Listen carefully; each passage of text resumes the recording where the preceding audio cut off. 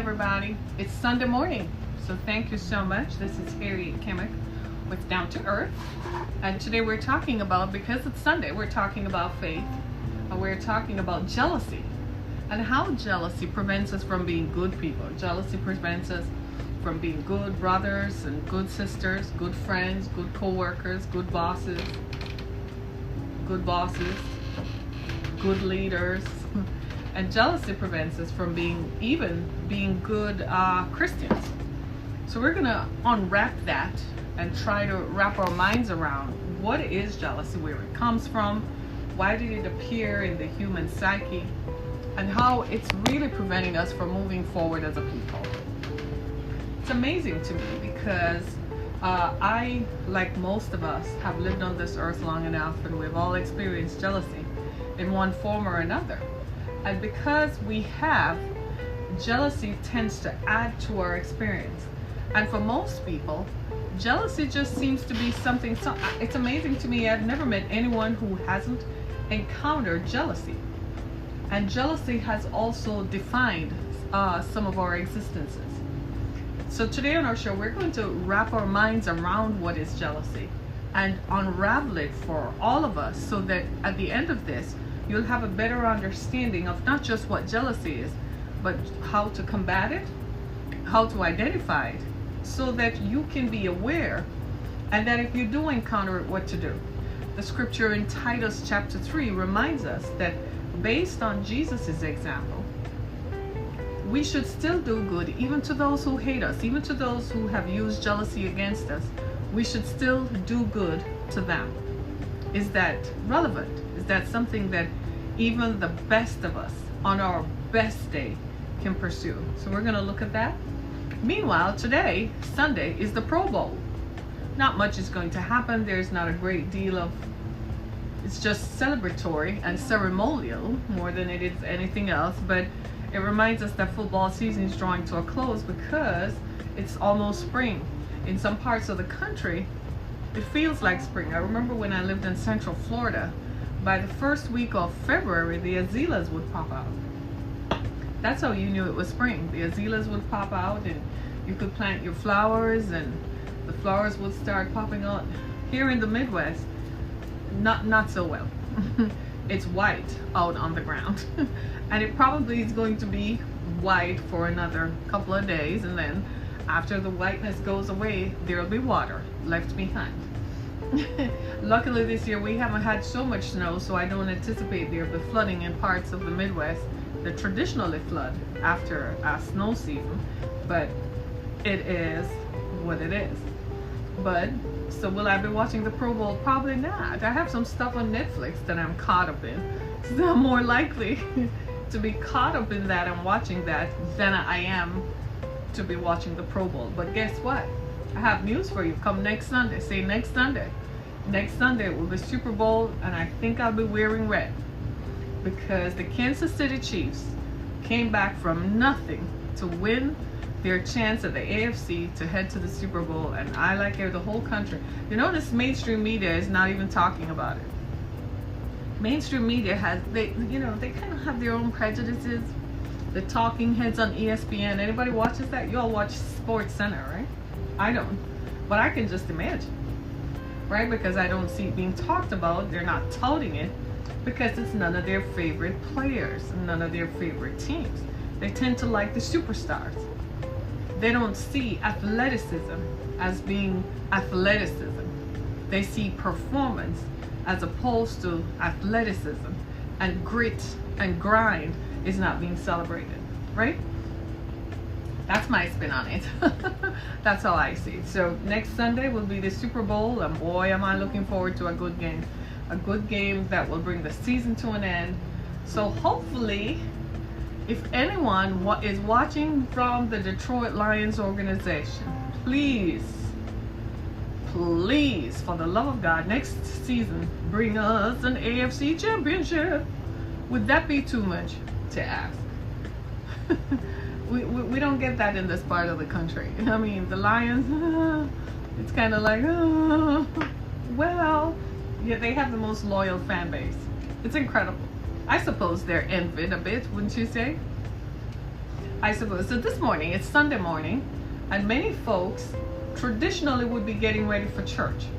Many people would be walking into the house of God, or there are people even now who probably are getting ready for service or who are returning from service. Some people went in for early service, early mass, right? It's amazing to me as I drive throughout the country and I see church structures and buildings that were former houses for Christian worship, how those are lying dormant and empty. And it speaks to an emptiness in our society. Good morning, right? And it speaks to an emptiness in our society. Wake and baking. Oh, what are you baking? Don't say that, because you know I like home baked stuff. So don't tell me you're baking. What am I gonna do with that? Right? One of my viewers is telling me they're baking. Like, it just stopped me right there, because you know I'm gonna bake brownies later. I plan to bake brownies this evening after dinner. So now you're baking. You're probably baking something that's smelling up the house. Anyway, let me stop. Focus. Let us focus. But you know, it's amazing to me as I drive through the countryside, and I drive throughout the country, I see all these buildings that are empty, and I'm saying to myself, there is an emptiness in our hearts and an emptiness in our spirits, where our spirit lies. We are, after all, dichotomous. You know, we are mind, body, and spirit. Our soul is the same place where our spirit lies. Our spirit determines where our soul goes to, right? And in our soul is our ability to make decisions. That's where our emotions reside and our decision making comes from, right? And so I find that we perhaps are empty at the switch, because churches are empty. But it's not just the churchgoers who are responsible. It's also the people who are the leaders of the churches. They too have a role to play, and perhaps they have not done, we all have not done our part in attracting and retaining people by converting them with the message. The message of Jesus Christ is still powerful and strong and resonates to this day. After all, when you look at other world religions, their message is thousands of years old, just as Christianity is. Christianity has seen its fair share of upheavals over time, its fair share of adaptation and modernization, like everything else in life. But in today's world, especially in America that prides itself on being a Christian country, sometimes our actions don't necessarily reflect that. Our actions definitely, most of the time, do not reflect the teachings of Jesus Christ. I myself have sat on my couch watching the evening news and wondered, where did that Christianity come from? I have seen people who say they're Christian leaders. I have seen them say things and do things that it makes me question which Christianity they're talking about, because it doesn't resemble the one I have read about and the one that I try to follow. And in the same way that I question it, there are others who are looking at their actions and saying, I don't want any part of that because that looks utterly selfish. And if I have to deal with selfishness on my job and be confronted by selfishness in my relationships, then I have to come and deal with utter selfishness from people who purport to be Christians, then I don't need this. Do you see what I'm saying? And so I wanted to examine this and to show that what you might see practiced is not reflective of what Jesus taught. It's not reflective of what Christianity was founded on. It's not reflective of where we should be. So I want to tell you what the scriptures say, because as usual, you go to the book. Just like in history, you want to know what history says about an event, you go to a book. The book is the authority. Well, for Christians and those who practice Christianity, the Bible is that book. The Bible is that authority. If you were teaching me English literature or Russian literature, if I were to come to your class, you would bring me to a series of books, right? You would show me what Russian literature or English literature or Greek literature is. If you were teaching me anthropology or Greek mythology, you would take me to a book. Well, I'm going to take you to a book called the Bible. That is where the foundings and the teachings of Jesus Christ are taught in. The Bible is a conglomeration of the Old and New Testament. So the Old Testament, as we call it, just for those who don't know, contained the teachings of what happened before Christ, the advent before Christ, and why it was necessary to send a Savior to help us, human beings, to reflect more the God-like nature. God, like the rest of us, the Bible says we're made in the image of God. If we're made in the image of God, then God has various parts of his nature, just like we do. There are parts of our nature that are good. There are parts of our nature that discipline our children, discipline our family members, discipline and act in different ways. Well, we're made like him, so he has different parts of his nature. So just like any parent, he's going to shepherd us and guide us to truth. How we walk that journey is up to us. You can do it the easy way, or you can do it the hard way. It's up to us. It's a choice we make. So I want to take you to the scriptures in the book of Titus, chapter 3.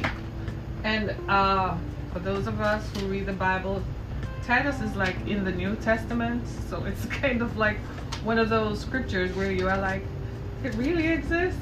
Actually, it does. And Titus is one of those guys who, I'm going to have to enlarge this to read it, but Titus is one of those people who, he was a follower of Jesus, and he was one of the disciples, and he made his transition. So he recorded what he learned so that we can know. So the scripture that I found that speaks to my mind today is Titus chapter 3. So here we go. In Titus chapter 3 and 3, and I think I have the New King James Version, it says, which was printed in the year 2000. So the modern King James Version, it sounds a little different. And it says, for we ourselves were also once foolish, disobedient, deceived, serving various lusts and pleasures, living in malice and envy, that word malice, jealousy, hateful and hating toward one another. But when the kindness and the love of God was reflected toward men appeared, not by works of righteousness. You know how people like to say, I'm good because I do good works, but which we always have and done, but according to his mercy, he saved us through the washing and regeneration and the renewing of the Holy Spirit. In one other translation, it describes it as this: Jesus went about doing good deeds to teach us an example of how to be good, even to the people who hated him the most. So I want to ask you today, has jealousy prevented you from being a good person? Has jealousy prevented you from being a good Christian? Has jealousy prevented you from being a good parent, a good friend, a good lover, a good cousin, a good brother, a good sister, a good boss, a good neighbor? Has jealousy prevented us from being good? The scripture here clearly talks about jealousy and envy and how destructive it is. As a matter of fact, if you were to look up scriptures on jealousy, it's replete with connotations to how jealousy can destroy the human spirit.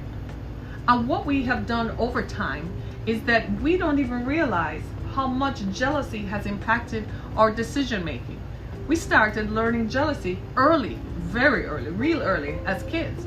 We started looking at our siblings, and we looked at how, if mom and dad treated them different than they treated us. Did my sister or my brother get a bigger toy, a nicer toy? Does my neighbor who lives next door, who has nothing to do with my existence, they drive a better car? Their parents buy them nicer stuff? And jealousy is developed. As we grow up, we become jealous of our friends, even at school. Come on now, it's the truth. They get to go on vacations, we don't. They get to wear nicer stuff, we don't. So you start plotting ways to steal. In some extreme cases, people have become so destructive as a result of jealousy. It's kind of like, if I can't have it, you're not going to have it. Have you ever seen people like that? I call it the make and break people. If they can't have it, they're going to break it. Anything a jealous person is manifested as such. If they can't have it, they're going to break it. If they can get the promotion that you're going to get, they're going to sabotage you so that you don't get it. That's those kinds of people. The same kind of people who will sleep with your husband, sleep with your potential boyfriend, so because they can't get it, they're going to prevent you from getting it. It happens all the time. You ever heard women say, I found my best friend, my husband with my best friend? That's extreme cases of jealousy. One of the most famous cases is Prince William of England. His wife's best friend, he was sleeping with his wife's best friend. The woman wore her hair and dressed like Kate. And then she got into bed with Kate's husband. That's extreme jealousy. I don't know if she's alive and breathing, because if it were me, she would. It's a testament to her nature that she's still alive and breathing, right? But that's jealousy. You want what the other person has, and because you can't get it, you're going to break it. So she couldn't get the man. So what she was going to do was break it and separate Kate from the man, because he was not going to marry her. She was wishing upon a star. That was not going to happen, right? Jealousy is extreme. We're seeing jealousy in Meghan Markle, the young American actress who married Prince Harry of Great Britain. The jealousy rose up in the press, the British tabloids and the press, and amongst the people, that how dare Harry choose an American, and a biracial American at that, to sit on the throne of England, to be with the royal family. They went absolutely crazy, and the jealousy rose up. And Harry took steps to make sure his wife is hidden from public view, because that was the same jealousy that killed his mother. His mother, Diana, was a celebrated princess. She was pretty and she was charismatic. She could get the crowds to like her and the people to like her. They envied her, her charisma and her looks. And when they set about in the palace, when she said, no, I'm not having what you want, I'm not having your foolishness towards me, they rose up against her. She ended up dying because the press pursued her relentlessly. Jealousy is powerful, and you got to be careful of this, because a lot of people in our intimate circles, all of us, are prone to having jealous people around you. Raise your hand if you've ever seen them act out. Like, I kid you not, right? Yeah, right? He wanted what his dad had, all the power. It's easy to see that, right? Somebody is asking if King James, who slept with his wife, was he envious of his dad? Heck yes. He wanted the power that his dad had. He wanted what his dad had, so he got into bed in the most intimate space to dethrone his dad. That's clear. All of us are privy to having jealous people around us. You might look at yourself and you might think, well, I don't have anything that they want. That's not true. There's something about you that someone dearly wishes that they could be just like you. And they will go to great lengths to do it. People have adopted people's hairdo. We look at it and say and think it's flattery. You know that saying that says imitation is the most sincere form of flattery? You got to be careful with that. Because what the person is doing is emulating you. And if they're emulating you, that means they want to replace you. You have to be very, very careful. You live next door to someone, and just because you buy a new car every 2 years and you get to go on vacation and you wear different clothes because you have different styles, they will become jealous. A few years ago, one of my mother's daughters, my youngest sister, stole all of my clothes. Like, I kid you not, stole all of my clothes. It was a reflection of the extreme form of jealousy that she had. And I didn't see it as such. I just saw it as a wicked thing. But it was an aunt who pointed it out to me. She said she wants to be like you. She doesn't have the style that you have. And so she took your clothes because she wanted to have your style. She said that's all that it was. She was just envious of your style. So she took all of your clothes in an effort to just replicate your style. Jealousy is extreme. But what that act of jealousy did was that, because I didn't view it that way, because that's not how it landed, it destroyed a relationship between me and her. Jealousy is destructive. Let me give you a biblical example. Remember Jesus and Judas. Now, if Jesus was the Son of God at the time, as he said he was, we now know that it is. But at the time when Jesus was saying it, there was no proof. They didn't have the living example yet, because he was still amongst them, right? So when Jesus said that and he performed miracles, it was convincing to the people in his inner circle. They knew then, right? Even if the people on the outer periphery and the outer rim didn't see it, or the general public, they knew. But Jesus foreknew that Judas was going to betray him. But he wanted to set an example for us. And I must admit that I have failed that example many times over. But as the Bible says, we have all sinned, right? I need to, fall up, right?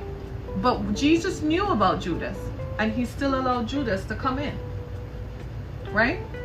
And he knew Judas was going to betray him. Judas was just jealous. He was a jealous dude. He just looked at this dude, grew up with him. They hung out, they all went to the same school together, kind of. And now you're going to claim to be the Son of God. You used to be a carpenter. I used to run around with you in the wilderness and in the forest. And now you are the Son of God, and all these people are bowing down to you. I'm going to fix you and show you. That's what happened with Judas and Jesus. And we got to be careful of that, because a lot of us have people in our circle who do stuff like that. A lot of us have people around us, you are not even aware of it. They smile in your face all the while wanting to take your place. You've heard the saying. They smile in your face, but then they're plotting to stab you in the back. Remember the story of Brutus and Caesar? Caesar thought Brutus was his friend, his companion, someone whom he could trust, until he stabbed him so he could take over the reins of control. You got to be careful about jealousy. You have to learn to identify. Well, how do you identify jealousy? I'm going to tell you right now, sometimes the most jealous people around you are the ones who smile with you the most. You have to be so discernful and be so astute to see through the jealousy. Some people who are wealthy and famous surround themselves with an entourage. Included in that are a lot of haters. We call jealous people today haters. So instead of calling them Judas, we call them haters, right? So a lot of people surround themselves with a lot of people, and it makes them feel important. Yeah? And in that group, there are more haters than there are people on your side. And those very same people, they're there, but it's to satisfy your ego. You have a crowd, you have a tribe, you have an entourage of people around you. They celebrate you, they go before you. They're the town criers and the hype crowd, the hype squad. Yeah? And they make noise for you, but all the while they're giving you the side eye. They're looking under their eyes at you. You think you are something, right? You got to be careful about people. And some people are very skilled. Most people are very skilled at hiding their jealousy. It's snide. Sometimes we refer to it with a B word, right? But often it's very snide. It's hidden. Those are the people you have to watch the most. They say they're going to help you do something. Anybody ever had that? They say they're going to help you, but when the time comes, if what they're going to help you with is going to promote you and put you in a better light than them, don't expect them to support you, because they're not. They'll make promises forever and then they never come through. That's jealousy. And I'll kid you not, in the face of truth, they can't hide their jealousy. They can't hide the fact that they're so extremely jealous of you. They can't hide it.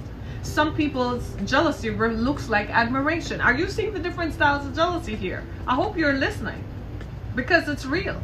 Some people's jealousy looks like admiration. Wow, you're such a great person. Wow, you did that. Be careful, it's jealousy masked as admiration. You have to know how it lands on you to be careful of that person. Your neighbor next door, the neighbor across the street, you just bought a car. And they come over, whoa, the latest model, and so on. Be careful. Thank you. Keep it moving. Thank you. Yeah. One of the things I have learned is don't display your process.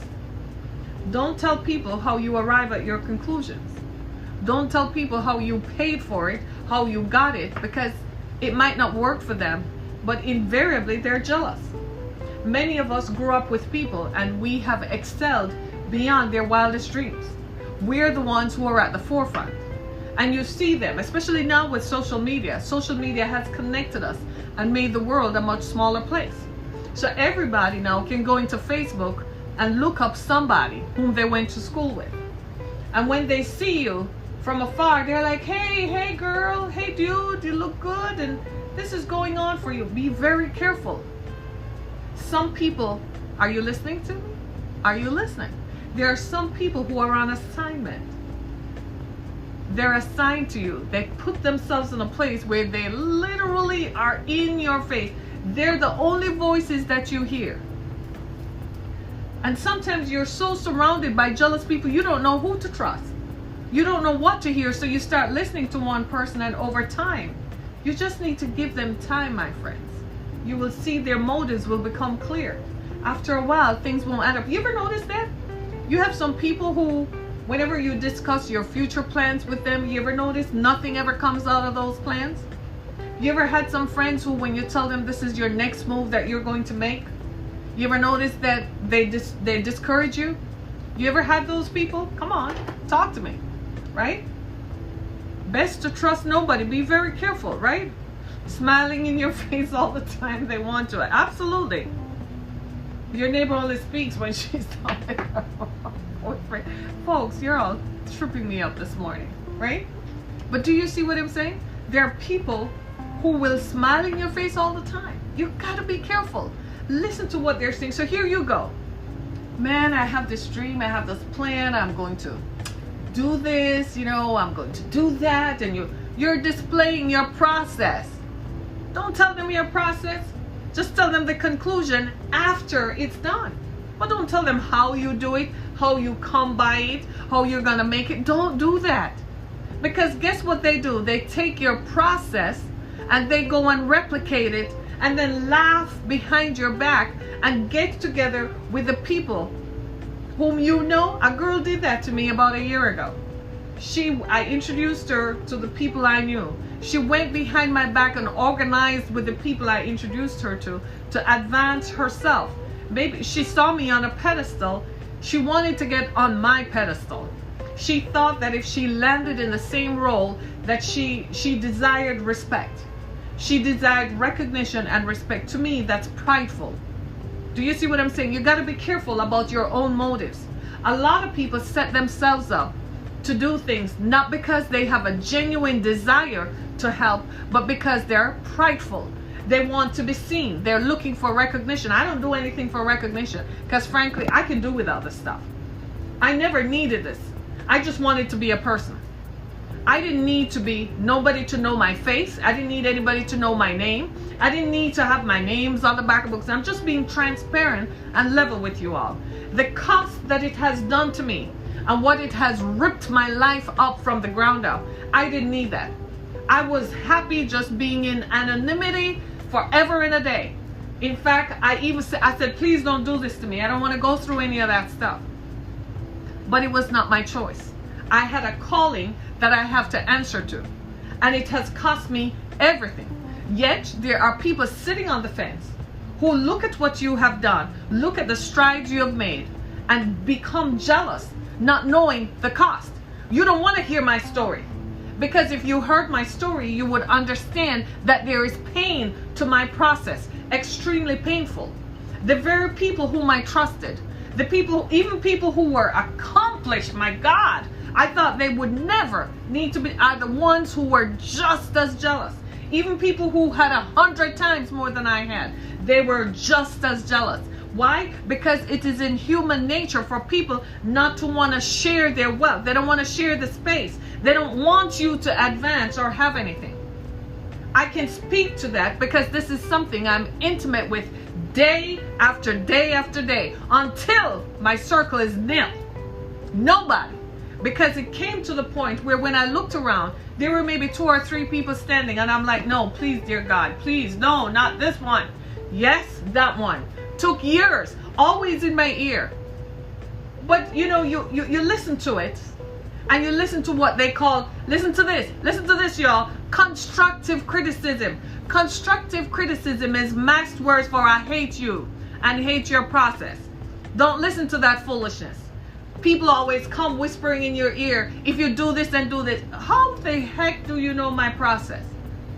Mentorship, you got to be careful of that. This was someone whom I trusted. But over the years, when I listened to it, I knew there was something wrong with the words that she was saying. I knew there was something wrong with the delivery. But I excused it and charged it to her head, not her heart. Until one day, took long enough. I said, you know something? Enough of this. Block, delete, and that's it. Don't even try to email me. I don't want to hear. Thought that was my ride or die. Thought that was my everything. But actions always speak louder than words. People can tell you they're for you, they're with you, but watch their actions. People will come, they will write your name in the sky. They will put up a billboard and say something. Watch their actions. Sometimes people will even come and befriend you. They wrap themselves up in a cloak of humility around you. You all need to be careful of these people, because even the people you are serving can be jealous. Even your very own personal assistant can be jealous. They look at you. You see, the thing is, my grandmother used to tell me this when I was growing up, and I never could understand it. I could never understand what she meant. But she used to say, you see someone's face, you don't see their heart. Girls, ladies, and gentlemen, you don't understand how I could not relate to that when I was growing up. Now, it is self-evident.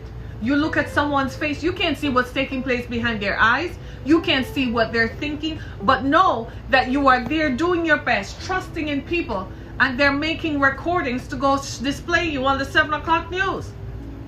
Know that they come into your house, you think they're a friend, and they're stealing behind your back. Know that all the while, they're sitting there envious of the attention, envious of your ability to get things done, envious of what you have done compared to what they have. And they're sitting there trying to tear you down. See, you can see behind me, I didn't realize I was erecting monuments to what I have done in the last 10 years. To me, they were just posters to remind the viewers that these are my books. This is my project. This is what I do. To someone else, they're monuments of achievement. To me, I'm so busy doing it and creating it and making it happen. I don't have time to sit back and put an altar at what I have done. I'm too busy working because there's so much more I want to do. To someone else, how dare you? I remember years ago, and criticisms and jealousy come from different people you would never believe. Years ago, there's a well-known family in the city of Detroit. One man is attached to them. And I was connected to one of his family members. And so I guess that gave him access. And he walked up to me and said, how long have you lived in Detroit? And at the time, I had been here maybe 10 years. Yeah, it was 10 years now. It's been 7 years now. And he said to me, you mean to tell me that in just 10 years, you've done all of this? And there are people who have been here, we've been here all our lives, fighting to do this, and you've done it in 10 years? The way he said it and the look on his face, I was taken aback. Because I looked at them as if they're a family who have done stuff and have achieved stuff. Why would you be jealous of a young woman with 2 children trying to do something? Yet, it was jealousy. By this time, what he didn't know, I had come to recognize the signs and symptoms. Out of his mouth came those words. Baby, I was out of there. I cut off. Boop, boop. I don't want to hear that. Don't need that. Do you hear what I'm saying? Jealousy comes in many forms. It comes like admiration. It comes like support. I'm here for you. You ever had those people who come and say they're here for you, but they're missing in action? Or every action they tell you ends up leading to another world? Or, get this one. The ones who come and tell you if you don't do it their way, they're not going to support you. Why is your support of me conditional to me doing it exactly your way? Has it occurred to you that maybe I have a vision? That maybe I want to have some input in it? Have you ever heard those? They come and you're all silent, so I know that means you are identifying with it. Shocking, some of you. You go back in your history and you look at some of the people whom you used to think were on your side and in your corner, and now you realize that's where it came from. They were jealous of your youth, your vivaciousness. They were jealous of your vitality. They were jealous of your looks. Look at it this way, folks. Even the physical attributes that you carry make people jealous. How are you going to be jealous of how someone looks and they don't have any control over that? I'm not talking about the people who in Hollywood who go sign up to get gender assignment and butt assignment and breast assignment and all kinds of nose assignment and all kinds of stuff. I'm not talking about that. I'm talking about you just the way you were born, the way you came out of your mother's womb. People are jealous of how you look. They're jealous of how you get to accomplish stuff. They're jealous that you have the dream. They're jealous you have the power to dream. And you dare to have the presence of mind and the drive and ambition to get it done. They're jealous. Be careful. Be careful. Some of them come in the name of the Lord and tell you they have a prophecy for you. Shut it down. That, as much as I thought I knew, that happened to me some time ago. And after I heard it, before it happened, I kept feeling like this person was going to tell me some stuff that was symptomatic of my situation, but it was coming from someone else who knew more about the situation. I smiled in their face, knowing they were lying and they had a lying tongue. After a while, I cut them off. Because you're not going to get a chance to, don't come and speak lies to me that come from a jealous spirit. Even if you yourself are just repeating what someone tells you, you are the conduit of someone else's jealous lifestyle, someone else's jealous thoughts, someone who has jealous thoughts, but don't dare say it to me because they don't want me to know they're jealous, because they what? They want to pretend in front of my face. They're the pretenders.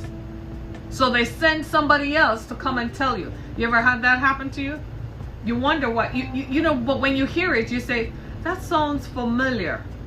And especially when the person who is telling you, they don't know anything about you. They don't know you. They didn't do any research. So you know this is the criticism that is coming from someone who is familiar. So who is the person we know in common? You got to be smart and have wisdom. You got a dream.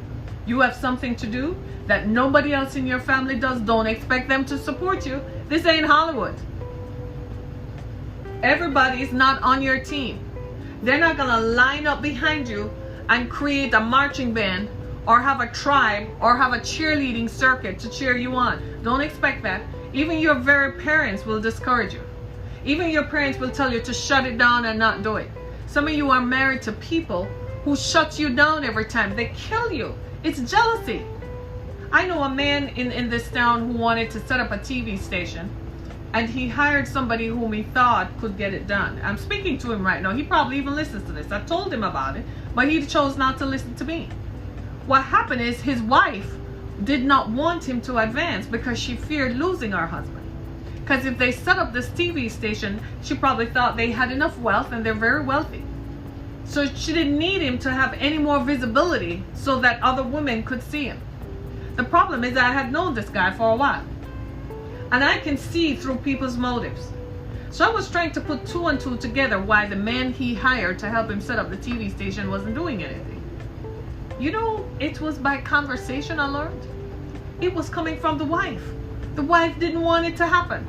She became jealous of what she thought her husband would go away, coupled with the man whom she hired, the man whom the husband hired, was jealous.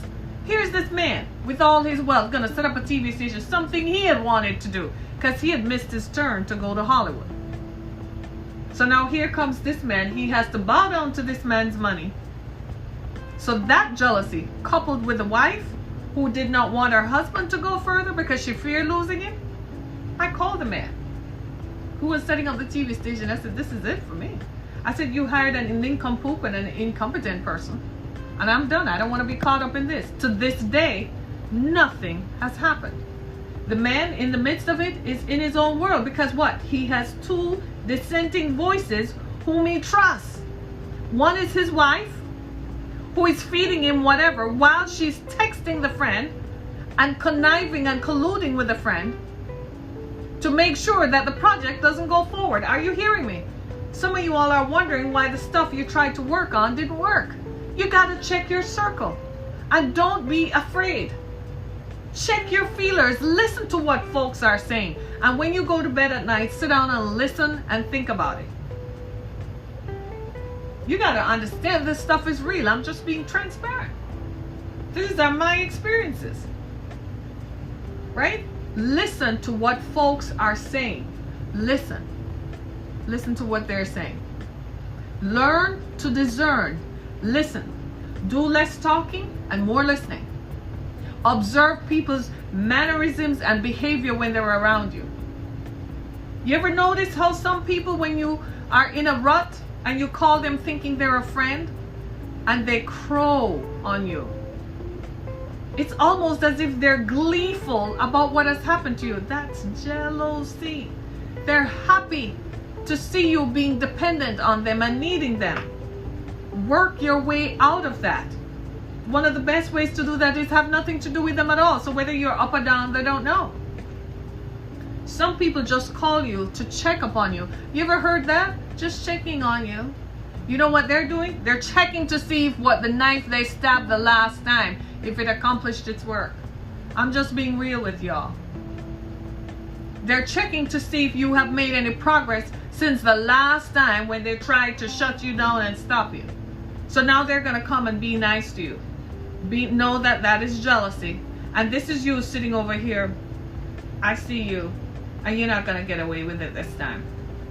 Learn to block people. Ignore texts. And when you get them on the phone, learn how to feed into their fury. Feed it. Get a laugh out of it. And then shake your head. Sometimes you get some text messages and some phone calls, and at the end of it, this is all you can do is, man, I just gotta shake my head. I cannot believe. Would you believe? Have you ever found yourself saying that? Would you believe? You don't even have any control over that. Here you are. You're trying to stay healthy. How about this one? This one is gonna make you laugh. You're trying to do your best to stay healthy because you look around you and you recognize the environment is polluted. There's so many toxins in everything we eat. Man, everything is bad for you. No, even an aspirin is bad, because even now they found that aspirin has carcinogens in it. And yet they tell people with high blood pressure and a stroke risk to take an aspirin a day, and you wonder why within 5 years they end up dying anyway, because it has carcinogens. Even an aspirin. So here you are trying your best to eat right and live well. It's now become what my daughter calls a hipster movement. But I've been trying to do this all my life. I'm reaping the benefits of it. And people sitting back and looking at you. Why? Because I don't look morbidly obese? Right? Because I don't have jowls and I don't have wrinkles. I've been trying my best to be the best version of myself. I am telling you all, have you realized that trying to be the best version of yourself is a threat to others?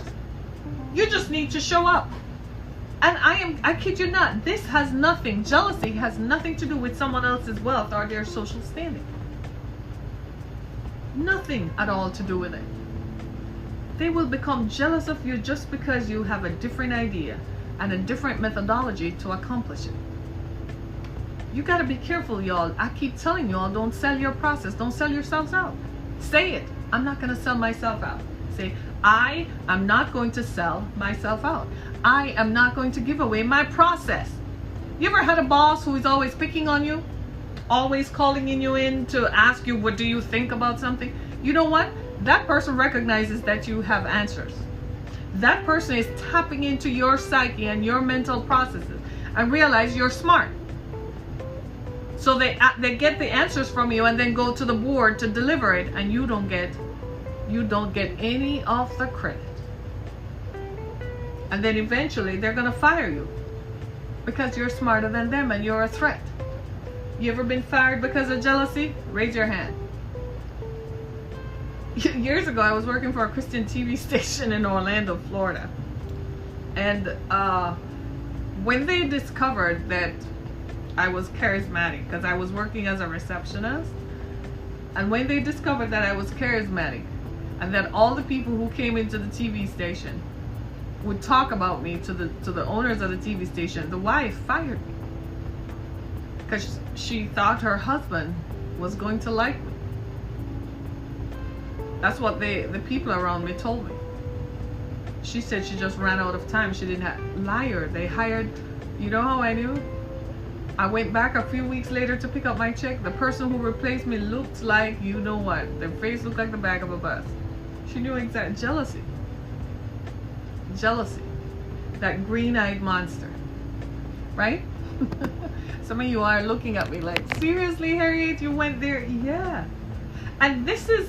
Jealousy is in direct contradiction to the rules of life that Jesus Christ teaches, because Jesus was surrounded by haters all day, every day. We all know that, right?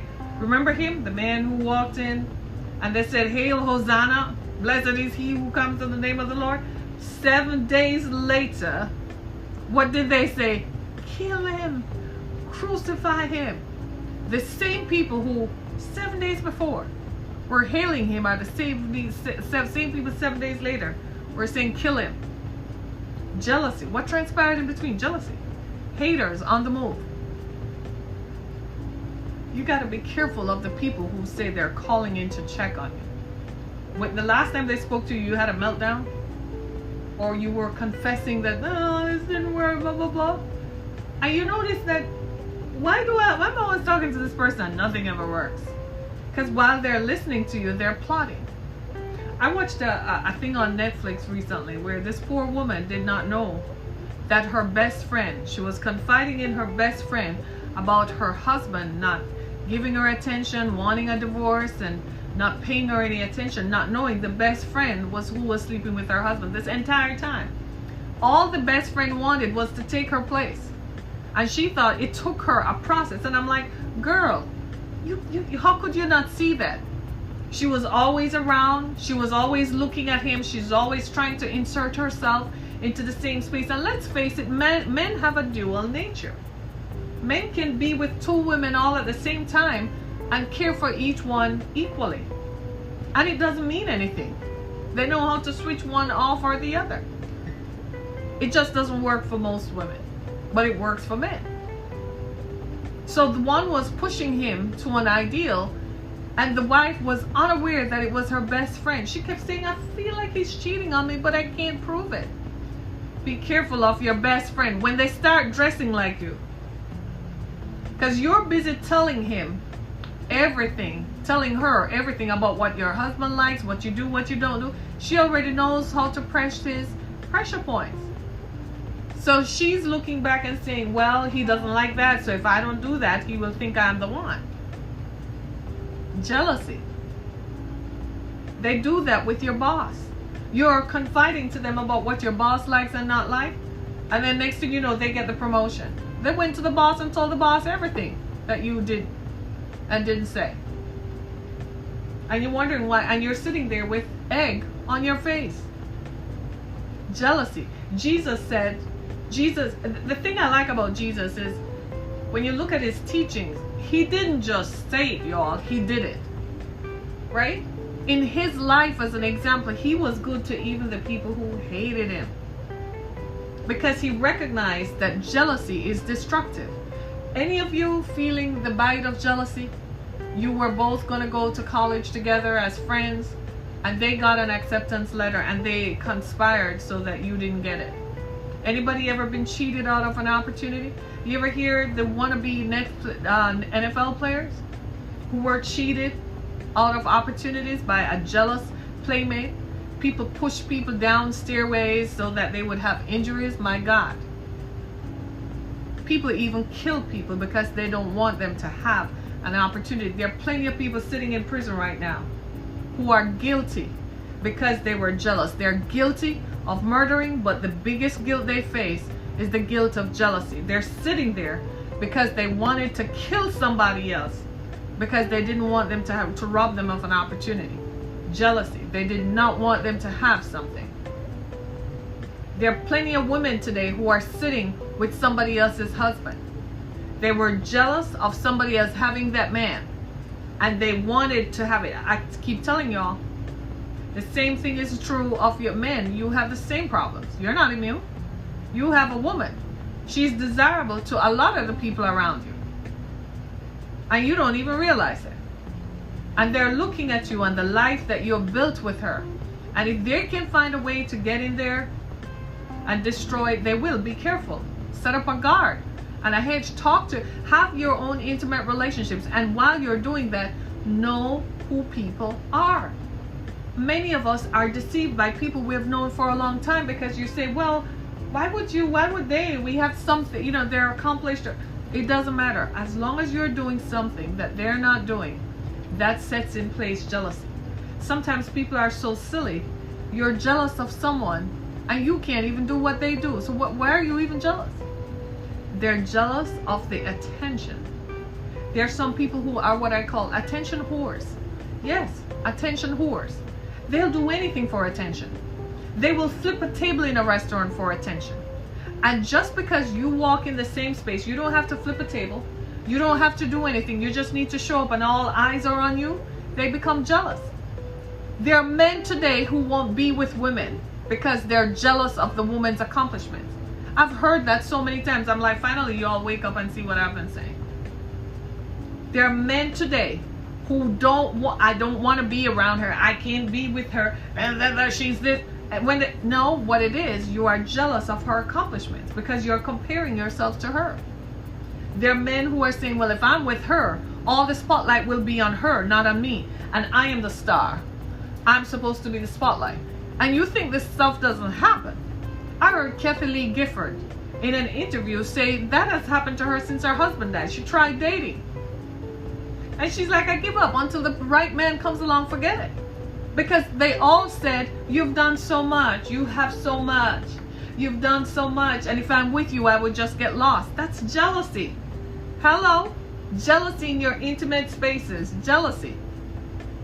Or when they can't be jealous, when they can't extricate you from it, then they try to control you. Do you really have to go to that? I kid you not, for years, I didn't date people or marry anybody because I didn't want them to set boundaries on what I felt like I should do, because I could see it in them. I'm like, no, we're not the same. Because you're not going to celebrate me when I accomplish something. You're going to try to prevent me from going near it. Jealousy. It's so petty that even the way you sound, the way you speak, people hate you for just who you are. Your very existence is a threat to others. It's jealousy. And I'm not saying to you that you need to bend over backwards for them to slap you on your butt and give up anything. I am saying be mindful of their actions. But if they find themselves in need, still do it.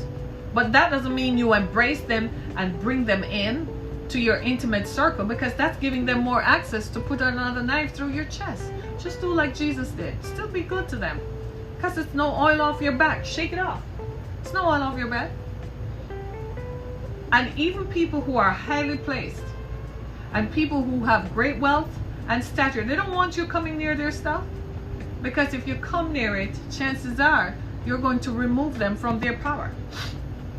There's all sorts of jealousy. Jealousy for your looks, your complexion, jealousy for your hair, your eye color, the things that you and I are looking at like, seriously?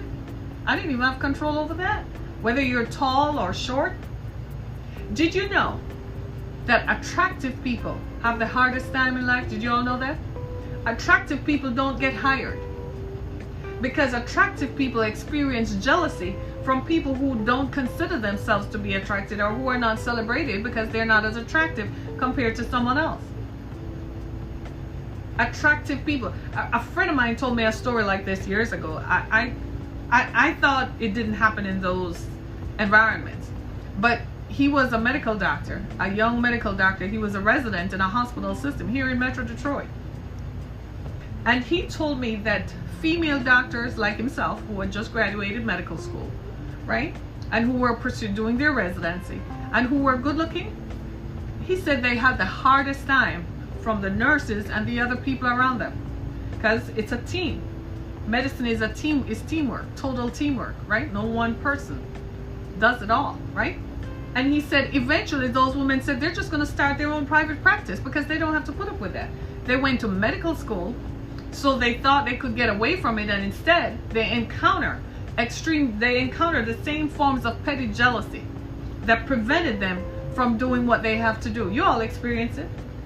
Don't just look at me and leave me standing out here like, that's just on you. No, it happens to you too. You just haven't recognized it, because it would blow your mind to find out that the person who's been your best friend for over 30 years is jealous of you. It's gonna blow your mind when you really sit back and realize some of the decisions you've made are as a direct result of the influence of that person who has been leaning in your ear for years and decades. They even told you what to do with your children. You're wondering why you and your children are so estranged, why you and your wife can't get along. They're jealous. Some of you are even dating people who are jealous of you. Some of you are dating people whom your friends don't like because they don't want to see you have the best. You start dating someone and they're like, oh, she has him? Oh, he has her? Cut it out. Learn to recognize it. It's around you, and it's subtle, and it's insidious. But there's one thing it's going to do. If you're not careful, it will destroy you. You got to be careful. Watch out for it. Some of us take people into our circles. I had one friend. She wasn't a friend. Seriously. And I tried. I liked her. So I really thought that she was a good friend, that kind of thing. No, she confessed. She said, I can't be around you because you're doing what I want to do that I'm not doing. And I can't be around you because I have issues with that. At least she was honest. Don't you think? She's jealous. So I asked the question, have you done the work? What have you done? Have you paid the price? Have you done the sacrifice? No answer. Then there's your answer. I paid the price. I did the sacrifice. See, many are called, but few are chosen. A lot of people feel that they're called, but it's the ones who are chosen who get the most fight. Because those are the ones whom the pressure is on. Those are the ones who must succeed. And if they're determined to succeed at all costs, they will win. But the fight. So I want to encourage you today, if you've experienced jealousy, know that it is not a hallmark of Christianity. It's not the teachings of Jesus Christ.